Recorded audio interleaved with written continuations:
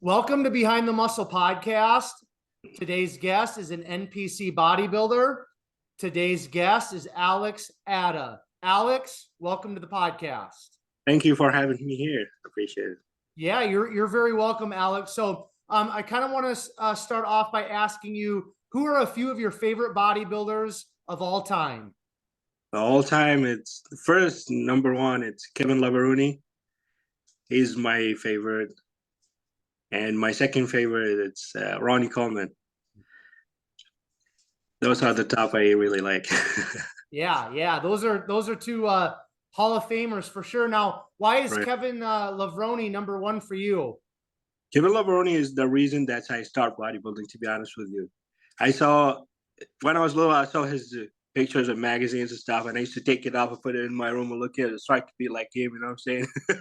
Yeah. And he's the one I was like looking up and try to be like him one day. Cool. I love that, man. That's great. All right. So let us know, Alex, at what age did you start lifting weights? And then why did you start lifting weights at that specific age? So I was like, I tried to go to the gym and work out, but I wasn't like really, know what to do. So just go to the gym, lift there, anything, no diet, nothing. But it's just want to look good and be bigger, be kind of like different than others. And That's so, was my reason. What age was that you started? Because you kind of cut up there for a quick minute. It was like around, I was 22, 23. Mm. All right. Awesome. Okay. So I want to kind of get into your upbringing and your backstory a little bit more, Alex. So talk about where you grew up. Talk about what you were like when you were a young person. Did you play sports? If so, what sports did you play? Just kind of paint that picture of your childhood a little bit for us, please. I was like very active. I'm still like a really active person. I love playing soccer. Like it's my favorite sport. Like when I was little, I grew up with it. And I grew up in Iraq, actually. Then I moved to United States. It was all my childhood I played soccer. Yeah, then it's like really my favorite sport. So bodybuilding is gonna be my number one favorite sport now. Yeah. Okay. So you grew up in Iraq. At what age did you come to the United States then? I moved here at 2010. No, after 2013 actually. I moved here. Yeah, I mean after the, I was working with U.S. Army back home in Iraq. Then after my contract got done, like I had to move here to be safe with, with my family, because it's really dangerous out there. Yeah. Okay. Now, growing up, you said you were playing soccer. Now, outside of the United States, soccer is everything for the most part. You come to the United States, it's not so much. It's more American football. But did you have aspirations of being like a professional soccer player, or how high of a level did you get in terms of soccer, Alex? I was just, play outside in the street, and or sometime in school. I tried, to be the best at soccer, but like back home, there's no one support you, like no one push you or like give you, the opportunity to grow up in the sport. You have to do your own things, like there's no one. So I tried my best, tried everything through the school, through like teacher help and stuff, but it didn't work. And when I came over here, I'm in Michigan right now. It's like really hard to play soccer outside. Yeah, and got busy with work and stuff. So now it's like really focusing on bodybuilding more than soccer. Yeah. Now, do you have any siblings, or are you an only child? No, I have younger. I have 4 sisters. They're all younger than me. Okay.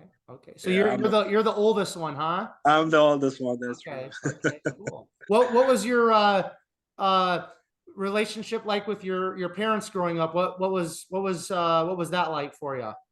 It's my parents is like really supportive of me, and I really have a good relationship with my family because family is everything to me, to be honest with you. And we are like really, close together. And I love making my family bigger. Gonna get married soon and making the family bigger. Yeah. Cool. Now, are you the only one that's over here stateside, or do you have other family or relatives here in the States? I have my whole family here, actually, all in Michigan. Yeah. my dad, mom, and sisters, they all live here. Excellent. Awesome. Yeah, I actually used to live, I don't know where you're at in Michigan. Are you in the Detroit area or somewhere else? No, I'm in Lansing area. Okay. Okay. Because Like I lived in Detroit for almost a year back in 2014. So I'm a little familiar with Michigan, you yeah, know. So yeah. yeah. I moved to like Sterling Heights for like 1 year because of my work, and then I got back to Lansing to be closer to my family. Yeah. Yeah. Okay. Great. Okay. One last question, then we'll move on to kind of post high school and stuff. Now, growing up in Iraq, obviously, from what you kind of said, it's dangerous and stuff. What was it like for you growing up in Iraq, and what did you kind of know about the United States? Because when you're in the United States, they kind of tell us certain things about the Middle East, and I'm sure that you guys kind of get told certain things about the U.S. when you're in the Middle East. So just talk about that, because I think it's good for somebody with your experience and background to share kind of the truth with some of us that we kind of get told different things, right? That's exactly right, and it's like people believe the news. Unfortunately, like it's everyone look at the TV and they believe it. I'm not telling you like Middle East is great and everything is perfect, but it's like nice to everyone like closer to. Yeah, it's danger from some bad peoples who live there, but most of it like people are friendly and nice. And the reason I worked with U.S. Army because I have family even before the war. They used to live here, like they still live here, like in the United States, and they talk to us like how people are nice here and how the country.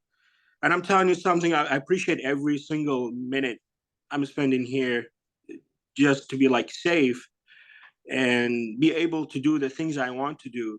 Because back home it's kind of like really, really hard to do things and moving. So right here, like right now, I'm like working and doing stuff and going to the gym and having a lot of opportunity to do. Like I really, really appreciate that things. Yes, I came over here. Like they promised me a lot of things after I finished my contract with the army, but it was always up in the air.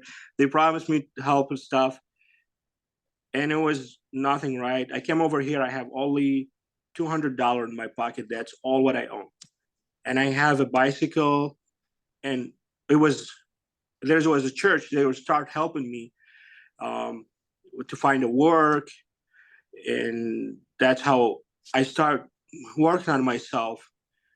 Um, I have the bicycle and I would ride it in the snow, put it in the bus, and it was really like dead, frozen, But I had to work, and I'm not ashamed about it. I start cleaning bathrooms at the in the mall, but I was worked like really hard to make money, and I make money, and I was growing up slowly, And and then I bought a car, and now I'm a business owner. Yeah. Yeah. See that's what I love about getting quote unquote behind the muscle, because we see most of the fitness people and bodybuilding through the lens of social media and Instagram, right? We see the muscle, we see kind of the flash, but every single one of us has a story, and your story is Story. is so cool. It's really the American dream, right? That's true. Exactly. That's right. Mhm. Yeah, cool. Okay, so why don't you talk a little bit then about when were you first introduced or exposed to bodybuilding, Alex? Like, was it through a magazine? Was it through YouTube? Was it through being in the military? Like, talk to us about that. So the first one was, like I said, in the magazine when I used to see Kevin Lover and all these bodybuilders, because there's like no YouTubes or phones yet. And I was looking for pictures. Oh, I want to look like this. I want to be like this. Then when I joined the army, and it taught me how the hard work, and we all like were red six back from the PT work test. Yeah, and I started like really working. I was like pushing some weights and trying to be strong, and I felt stronger. But I wasn't like really know about diet and things. And when I came here to United States and I started going to the gym, I started seeing like some big people. I was like kind of start asking questions. Hey, how can I be like you? How can I get big like you? You know what I'm saying? Like, and people start helping me around, and you got to be on diet. You got to be doing this. You got to doing this. And I start growing up like slow. You know what I'm saying? Yeah, I start competing, and there I am. Yeah, yeah. Okay. Now, this magazine with Kevin Levroni and stuff, did you come across this like when you were in the military, or was this actually, when you were a little bit younger? No, when I was younger, actually, I was like going like a grocery shopping with my dad, and I saw this magazine, and he's like, flex. He's doing like all his Netflix and stuff, and I was like, Dad, can you get me this? He's like, it's just magazine. Come on, let's go. I was like, please get me that magazine, because I want to learn, to be like that, And I looked, and I was like trying to read and stuff, but it was just about his life story, It wasn't like everything specific, about bodybuilding. Then yeah, it got me like really motivated that day, and I wanted to be like that one day, and I'm working on it. Yeah, you certainly are. That's really cool. Now, once you kind of got stateside and you started really going to the gym and focusing on your training, how did you kind of know how to start working out like a bodybuilder? Was it through the magazines, or did you have some mentors or a coach? Like, talk about that, Alex, because it's kind of hard to start off in the beginning. Yeah, it really was hard, and no, when they see, unfortunately, some people like when they see like a skinny guy or like a little guy, they're just like, oh, I'm not gonna waste my time with him, talk to him because he's big. But it was one guy, his name Jeff. We became like friends. He's from Brazil, and he started helping me. And I was like, can I just work out with you so I can, And I started paying him, but as coaching me for training. But he's like, hey, it's not just training. You got to be on diet. You got to be, on time with the sleeping and everything. And he helped me a lot. I was paying him like monthly to coach me, and he got me ready for my first show. I wasn't the great, I placed third, which is good, not bad for first show. Then the second show I did, he was coaching me too. Um, and I got four. It was got me like extra, like, man, I was like, you know what? I got to work harder. He was like, yeah, I'm sorry. This is the only thing I can do for you. Like, I can't push you more than that. It's just, you have to find a professional coach that's his really, will help you to get bigger and better. Then I found a different coach actually, and we started working with him. Okay. Now, what year was this that you did your first couple competitions? It was 2018. Okay, cool. Yeah. And how long had you been like lifting weights or kind of bodybuilding training before you did that first competition? Was it kind of a short time period? It was kind of, yeah, when I started going to the gym and I started working with him, it was like kind of a year, like being like 100% and everything.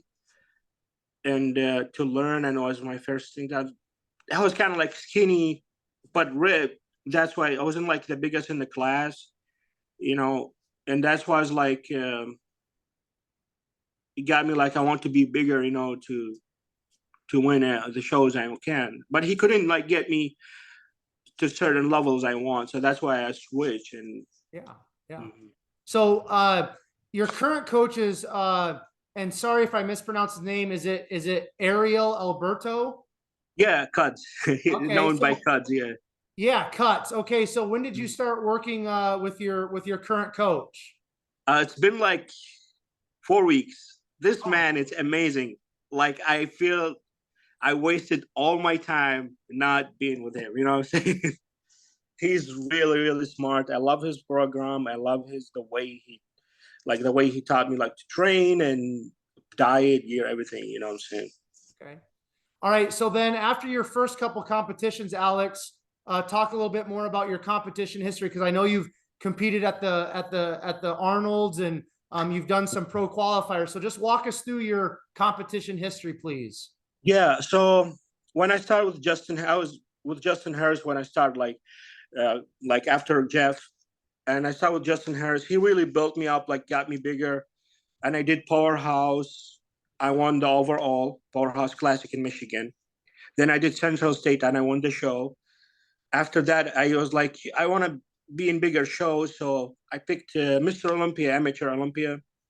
I placed ninth in middleweight class.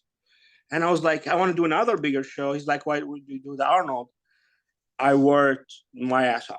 like really, I was like, I gotta make it happen. I jumped in Arnold and I won the amateur in, I don't know, 2020. Hmm. It got me like so happy. Then I was like, I'll try to push it for the next level to get my pro card.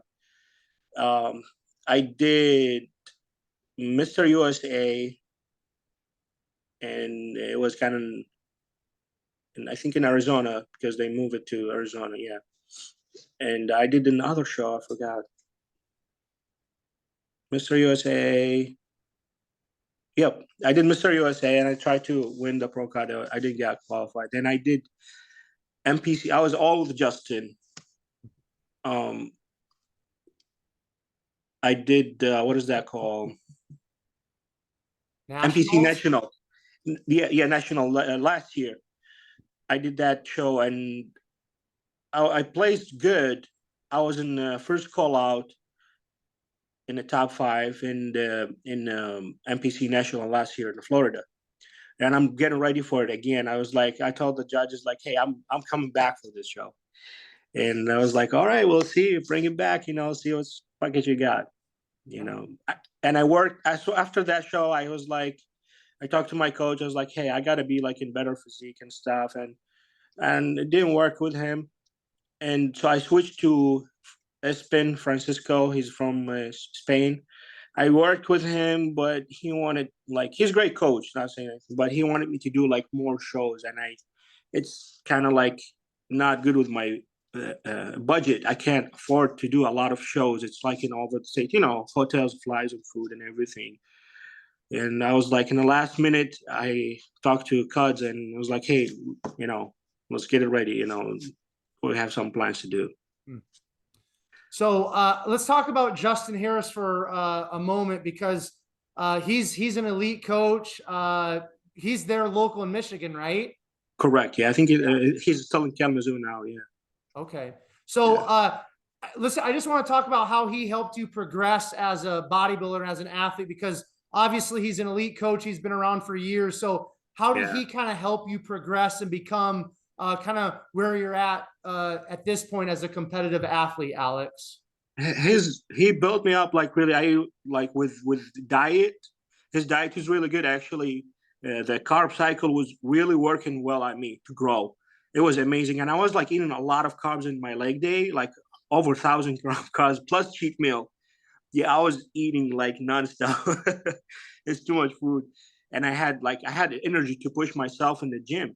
It was great, and I was like, at that time I used to like drive to him from Lansing to Kalamazoo like hour and a half to get workout with him and get back home every weekend. He makes time, to teach me how to build myself, but it's worth it. And he was great, and he was really helpful. I really like work with him. Mm-hmm. What so talk to us a little bit, Alex, about how you train. So kind of like in the earlier years when you started competing, how were you training?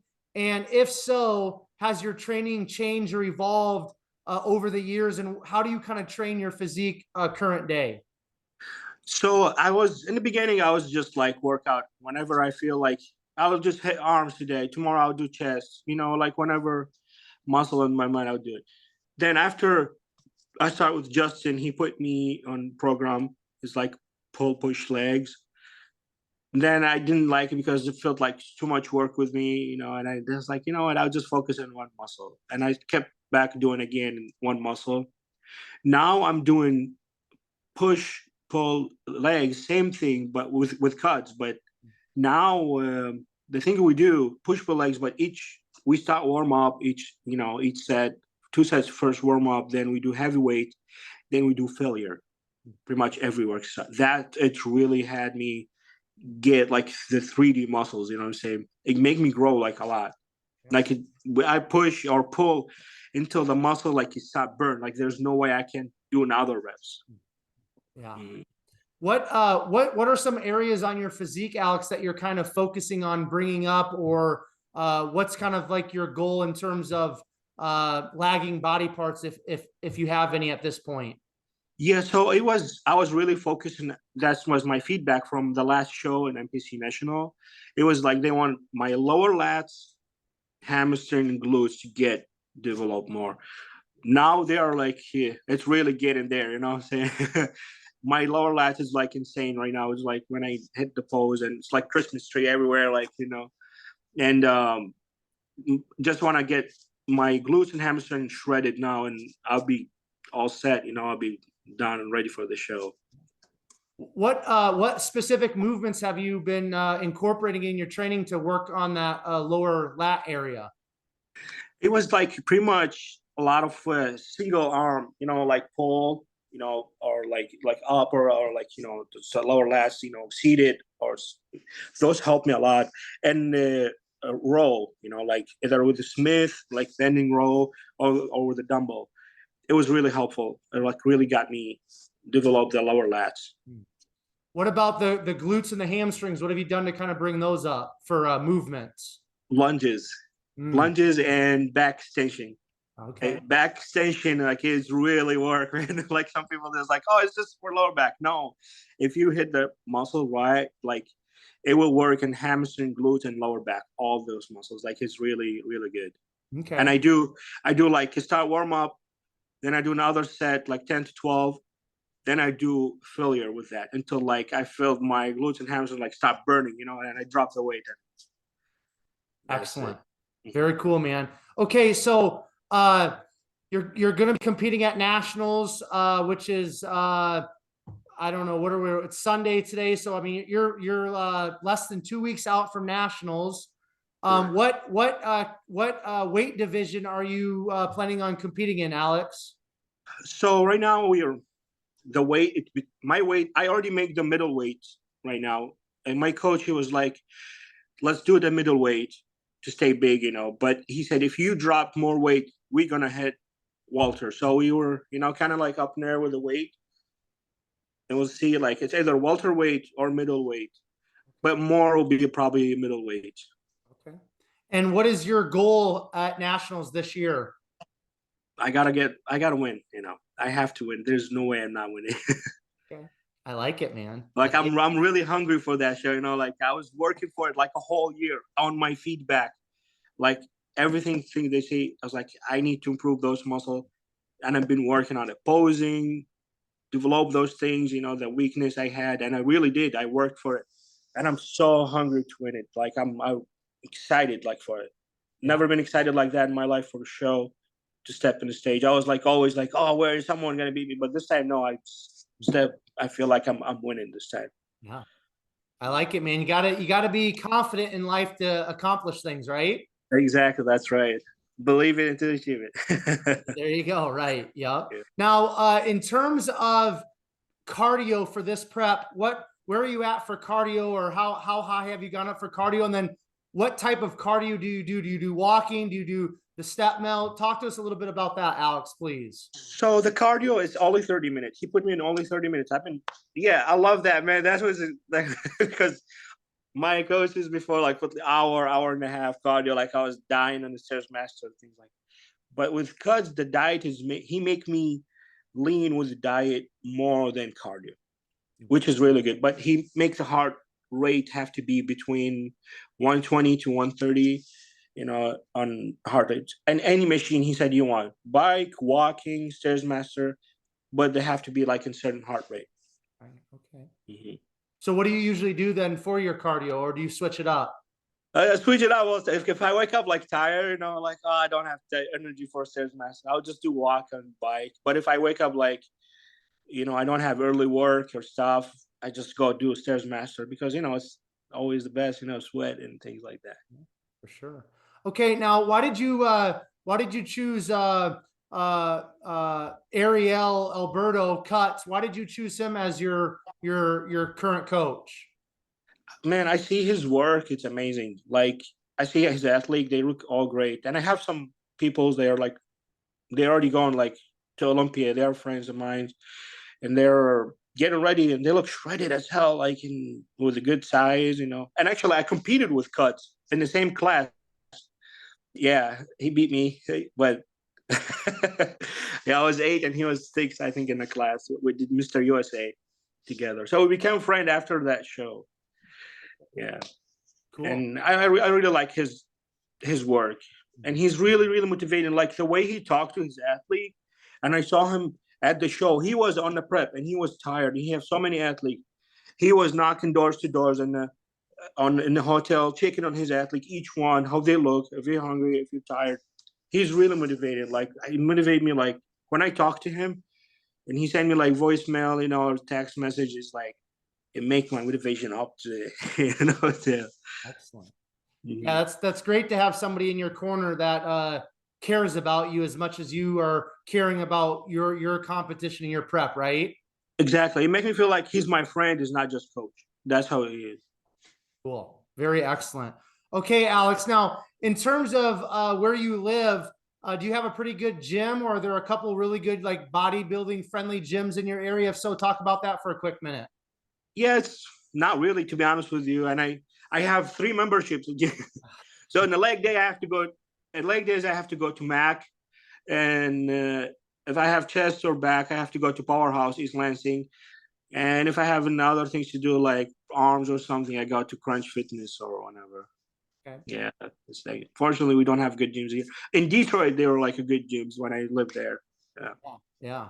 I've had a lot of guys on recently, IFBB pros and some top level coaches that are out there in Michigan. And I know Powerhouse originated from Michigan, because when I lived in Detroit, the original Powerhouse is like in the hood, in the ghetto on the outskirts of Detroit. And I used to work out there, and it was pretty cool. So that's awesome. Huh? Yeah, that's right. Yeah. It's definitely a great heritage there in Michigan when it comes to bodybuilding, That's true.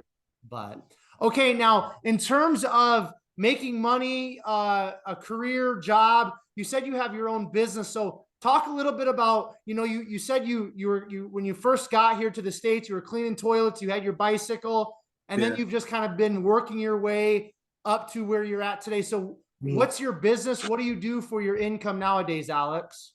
So I'll be quick with that. Like I was after the cleaning in the mall, then I start working as delivery guy with Meals on Wheels, deliver meals to churches. They help me to get food, like that job to deliver food and meals to people. It doesn't pay that much, but it was okay.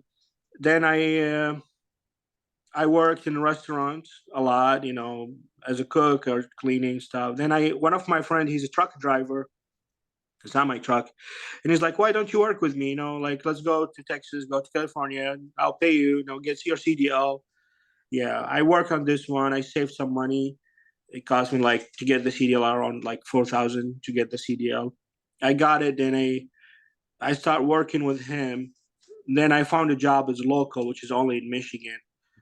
And after that, I was like, you know what? I want to make more money. I want to get bigger, with the business. And I saved money. I sold my car. I sold some stuff. I worked really hard. I was working night to morning to save more money. And I bought my own semi truck, and I opened my LLC, like my company. And now I want to make it bigger. Actually, I'm buying more semi trucks. So I will just be like sitting at home, dispatching, and I have my trucks running away. Nice. Yeah. So you have your own trucking business. Is that the right terminology? Correct. Yeah, transportation. Yeah. Okay. So what explain, I mean, I've heard of that. I know a little bit about what you're talking about, but like what do your employees, what do you guys haul, or does it just kind of depend? Like talk about the actual business itself. So we don't have like right now, we actually, because the market is not really good. We used to have a contract with GM that we haul car parts.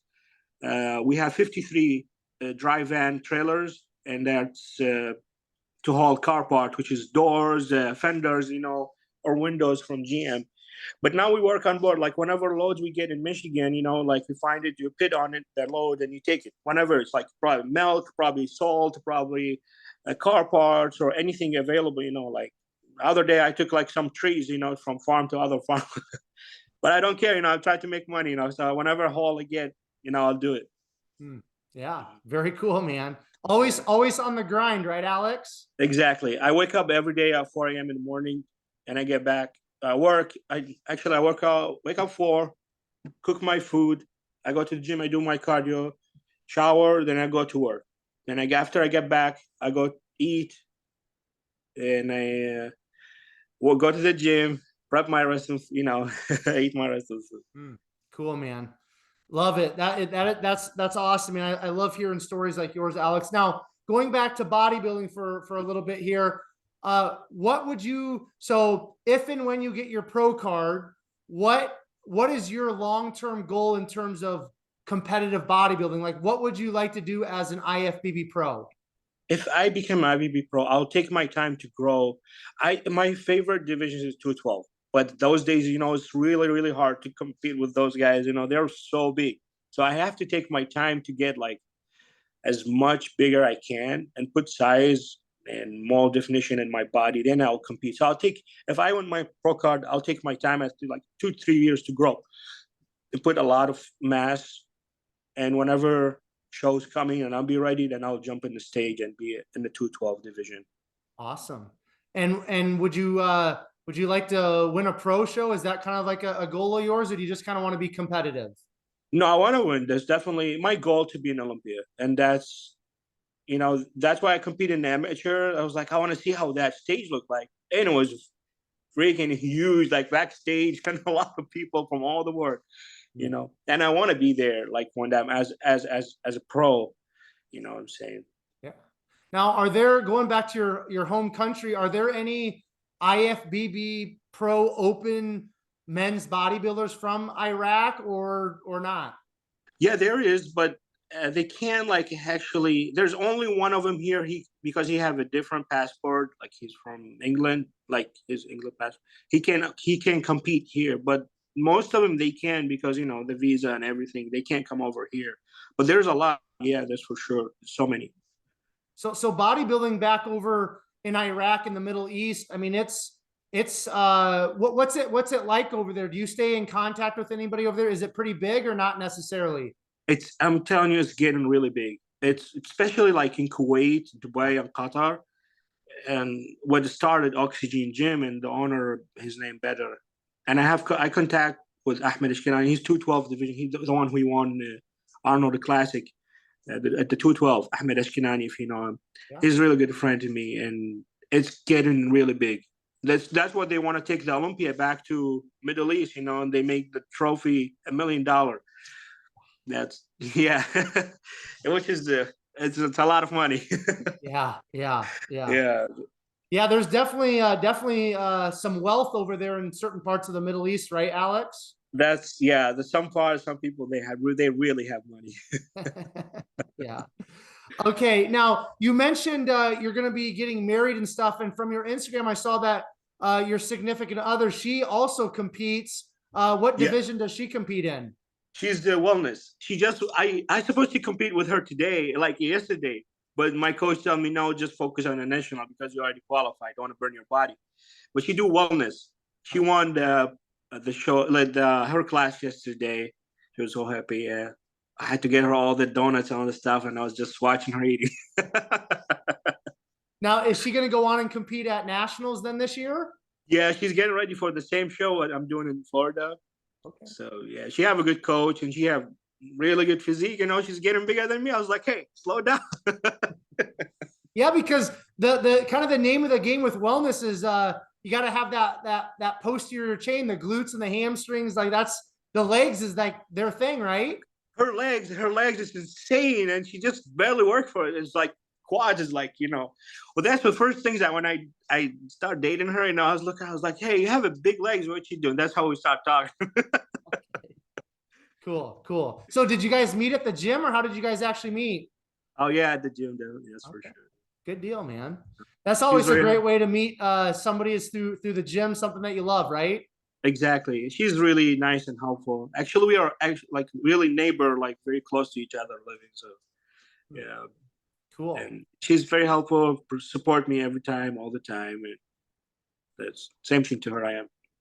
Now, going back to your family, what do they think about Alex as a bodybuilder? Do they enjoy it? Do they like it? Do they not understand it? What's your mom and dad and sisters think? My sisters are so supportive, like post my pictures and stuff. And my mom is the same way. Sometimes help me with cooking, prep my chicken because she cooks the best, like she, Middle East food is like really good. And my dad, he's just always like, okay, work, but don't starve yourself. I was like, Dad, I have to, It's like just because my dad is really big, he's kind of fat. He's like, you eat, you gotta eat to get big. I was like, no, I don't want to eat to get big like you. I want to eat clean. Yeah, You know yeah, what I'm saying? Yeah. But cool. they're very supportive and helpful to me. Like most of the shows they travel with me, like Florida, my dad and mom, and to Ohio when I did Arnold, they came drive all the way. Yeah. Awesome, man. Sounds like you really got some very supportive people in your corner, Alex, don't you? I do because I really support my family, like pretty much my family, and I support my wife and her mom, everything. Even my friends or people I don't know, I help, I support because I didn't get that much help when I get here. So I'm trying to be the opposite, help whenever who want to get help. Okay, now do you do any coaching yourself, Alex, or is that something you're not interested in, or just a little bit, or what? I'm coaching some people. Yeah, I have like 3 or 4 clients now, but I'm trying to focus more on myself. Then I'll just get back and coach more people, online coaching, to get looking good, but absolutely like not really for shows because I don't have that good experience with peaking, that's the hard part. Yeah, for sure. Okay, we're gonna start wrapping it up here, Alex. But before we do, I want to touch on a couple other quick things here. Now, Sure. in terms of you mentioned you want to be on that Olympia stage. Now, going back for a quick second to kind of like your career, and you have goals for your career, you have goals for bodybuilding. How do you like write your goals down? Do you just have them in the back of your mind? How do you kind of like set goals for yourself, career wise, bodybuilding wise, and even life wise? It's kind of weird, but I said everything and think about everything when I drive my semi on the road. Hmm. I put the idea. I was like, hey, I got to do this. I got to work on this. And I wanted to make my business bigger so I don't have to worry about it. I'll just be like dispatching at home. I don't have to drive. You know what I'm saying? I will just have to focus on bodybuilding and have my business get me the income and the money. So I'll be like really comfortable with everything. That's how I think. But I don't write things down. I always like think, and when it's time to come to do it, I will do it. But I keep working on it until I get it. I'm the type of person like when I want something, even if it's like it takes time, but I will keep working on it. Like I want this car, like I want this Camaro. It's the brand new Camaro. I was like, oh, I love it. I gotta get it. I worked for it like a whole year. I worked like so hard to get it. Then I went to the dealership. Was like, hey, this is the money. This is cash. Give me that Camaro. Nice. That's it. Yeah. Who's your favorite 212 bodybuilder in the IFBB Pro currently, Alex? Well, it was Flicks because he's now I don't know if he's gonna come back again. And it was the second was Derek, and he's open right now. Derek is my because I met him so many times, and he's from Grand Rapids. He used to live like in Michigan too. And he's such a cool guy and really humble. And his wife is also from same hometown my wife, and we kind of got like a little bit. But he's my favorite. He's got really good physique, very balanced, kind of like Flicks. Okay. Now you have an incredible story, Alex. You've overcome a lot. You've come so far. Do you ever take time, like when you're thinking, when you're driving in your semi? Do you ever have thoughts about like Alex when you first came back to, or when you first came to the States in 2013, and you didn't really know a whole lot, and you're working and started getting into bodybuilding? Do you ever think about how far you've come? And if so, like, talk to us about Absolutely. that for a minute. Yeah, I do all the time, and I'm so thankful for like and I feel like so thankful for who helped me, and get here. Yeah, man, it's big change. Like from guy he came over here have $200 in a bicycle. Now I have brand new car, business, and I grow up, and I'm really thankful for that. I'm so happy for it, and I'm making it better and bigger. I'm working for it like really, really hard. That's the thing, and it's like sometimes I feel like, oh, I'm proud of myself. Even my family, like, hey, we're proud of you, because I'm not that type of guy who's like party or smoking or drinking or something, or would I do work? And think it, I think I have to sleep to wake up for work to make money and be bigger for the future. I don't think like, oh, I gotta go party, then I will sleep. I don't know when I'm gonna wake up and I'll be missing work and be, I think for better things, better than like the opposite side, the bad side. Yeah. What's been the biggest lesson you've learned through being a bodybuilder? Man, taught me to be patient. It, I wasn't like patient with everything. I want like when I want something, I want it to happen right now. But with the bodybuilding, it taught me like to be really, really patient, and it's really helped me like through not just my body growing muscle, but through my life and getting stuff, and it make me like really patient with stuff. Excellent. Okay. Do you have any, when you go to the gym, you said you have 3 gym memberships, you train at 3 different gyms, Alex. Yeah. Is there anything when you're at the gym that bugs you, or do you have like any gym pet peeves, we call them, anything that when you're at the gym, it's like, man, like this is really annoying. I hate this. Like what is it?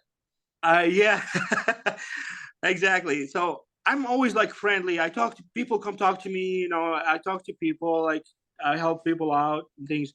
But when my prep, especially like the last month or last weeks, and people come talk to me, I was like, I'm sorry, but I gotta work. I gotta have to finish because I time my food all the time. Like at this time and this time and this time, I have to eat, and I have to finish my workout at that time so I can eat. Because if I miss or I take longer at the gym or push my day to the next day, I'll be late for work. I'll be late for workout, like for my food, because I have to stay late to finish my last meal. So that's just kind of like talking and socializing in the gym, it make me annoying, and or some people I have to wait for them in the machine. They're like on the phone texting, and I was like, hurry up. I got it, before my muscles get closed. Yeah, for sure, man. So, okay, kind of the last question I want to ask you, Alex, then I'll let you go.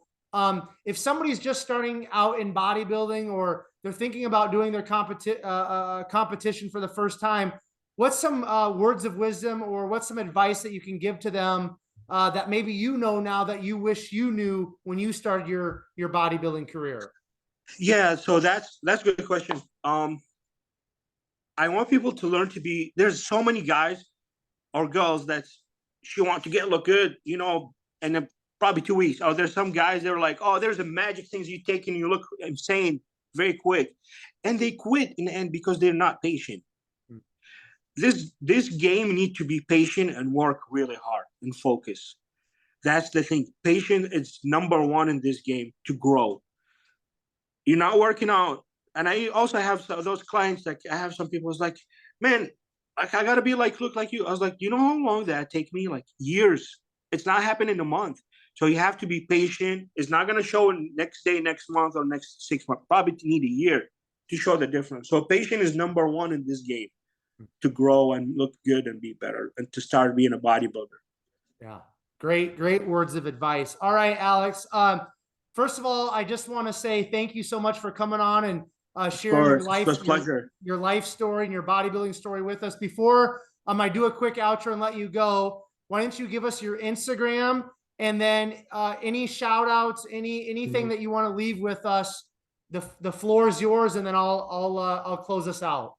Yeah, my Instagram it's Alex_Atta #7. I'm always on Instagram. I don't care Facebook and stuff like that. Most of my things are on Instagram. I post things like that. But yeah, anyone need help or anything, he can contact me on Instagram. I'm happy to help and share advices and be helpful. Yeah. All right, I'm gonna do a quick outro, Alex, and then that'll be a wrap, and then I'll let you go. Okay.